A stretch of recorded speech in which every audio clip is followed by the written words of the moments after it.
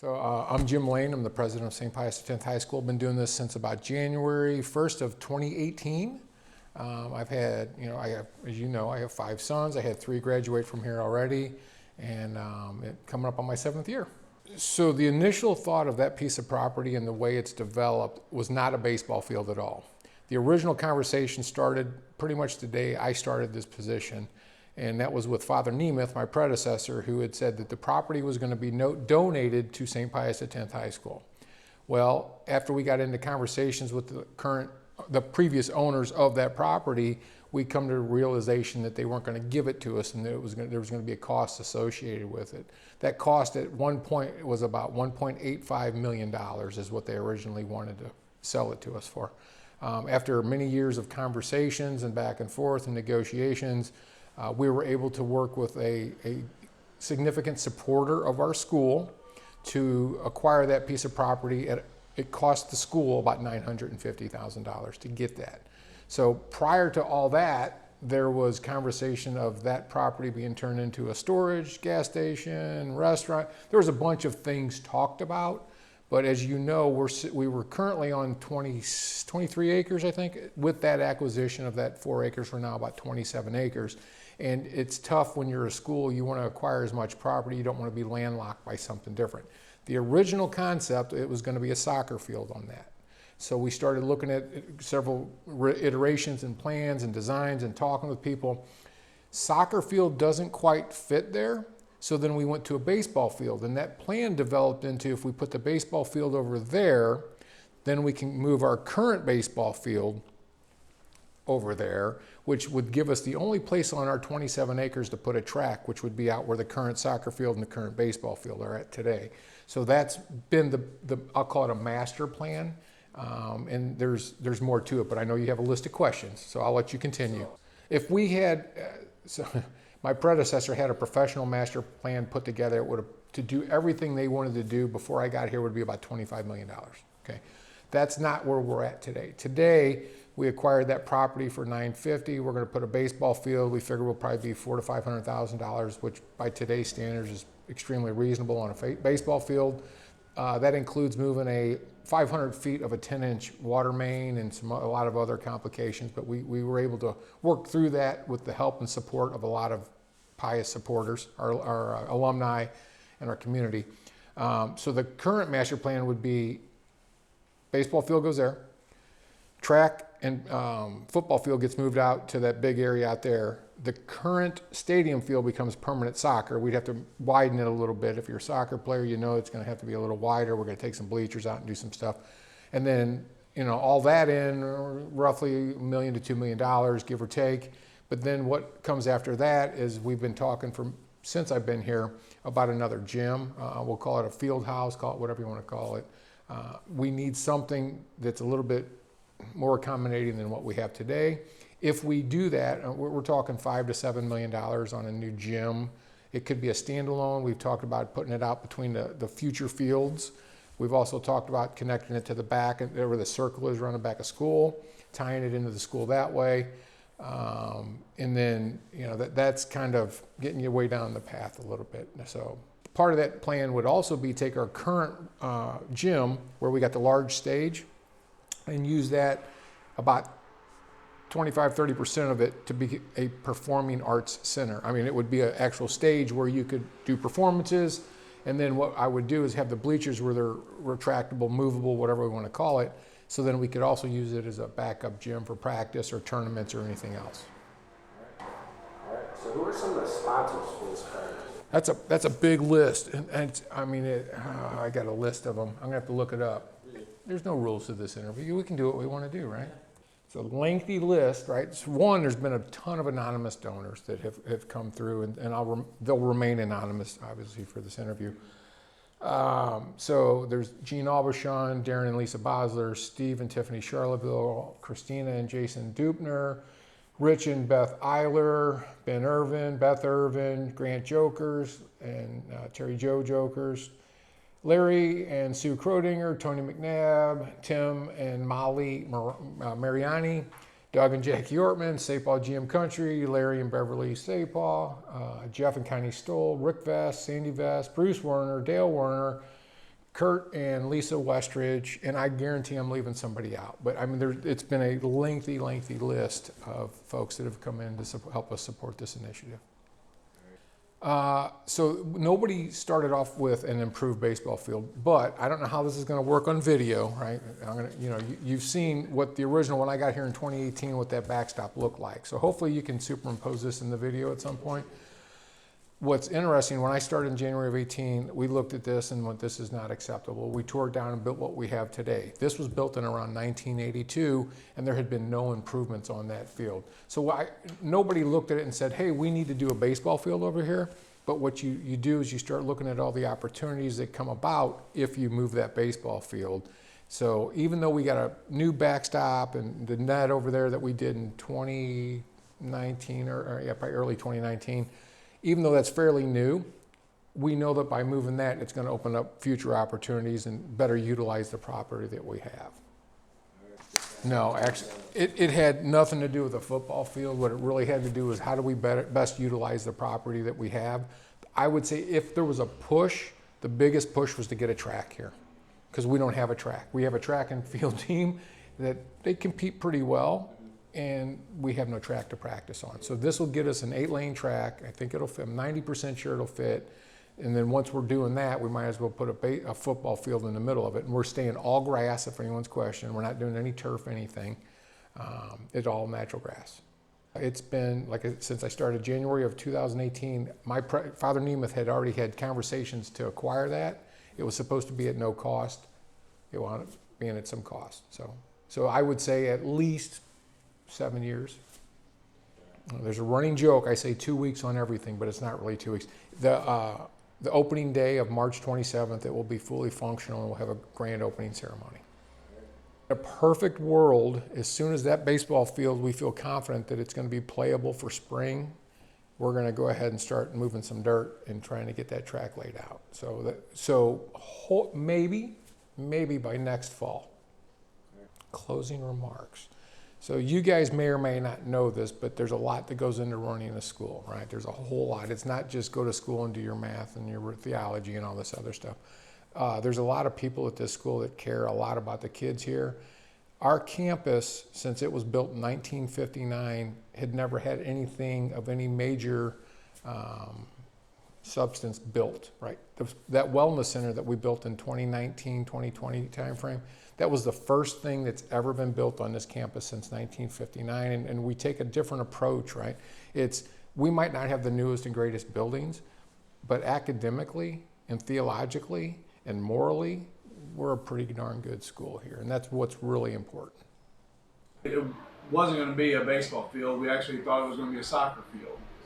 So we were just looking to expand and make more room for our sports, because we have baseball and soccer. We can't play them at the same time. We can't play football and soccer at the same time. We got to make sure they're separated. So we were going to move. Initially, we thought we were going to move the soccer field over there. That was the initial thought. But there wasn't enough room for the soccer field to put in there. So then that's why, okay, we'll move the baseball field over there. And that way, that helped. That was a little bit easier for us. That actually let us have a field over there. So. Right. What was?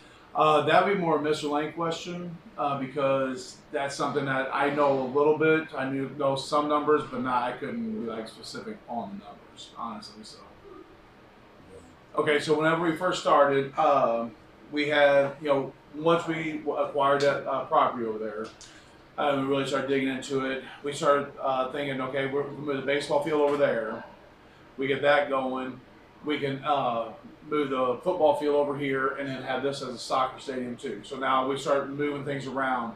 The actual project that we got into, Westridge and Grant Jokers, Ben Irvin, quite a few people just started brainstorming different things and looking at drawings, so like that, and we had to play around, of course, with distances, and we had the fence and dugouts. We actually went to the true dugout form versus most high schools around. Actually, almost every high school around here that I know of has flat dugouts. We actually have truly a dugout. That's why they're called dugouts. They're actually going to be sunk in the ground.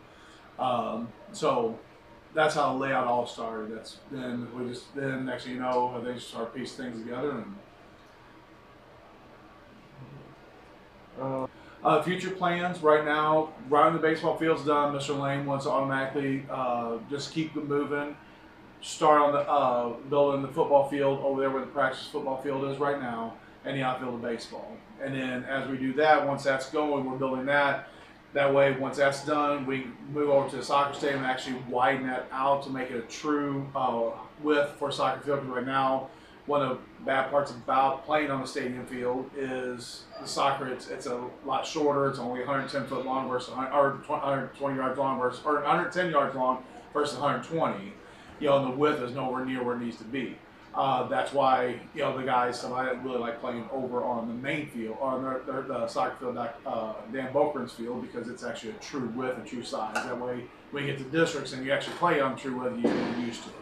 So once we hit that, and then we get that done, and then the next project we're looking into is building an all-purpose field house type building right there, almost where the baseball infield is right now.